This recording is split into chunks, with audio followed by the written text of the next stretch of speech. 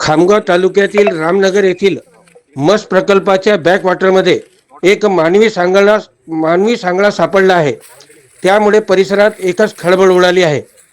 बंडी आणि पांढरा शर्ट असा पेहरावा असलेला सांगळा असल्याची प्राथमिक माहिती मिळाली आहे.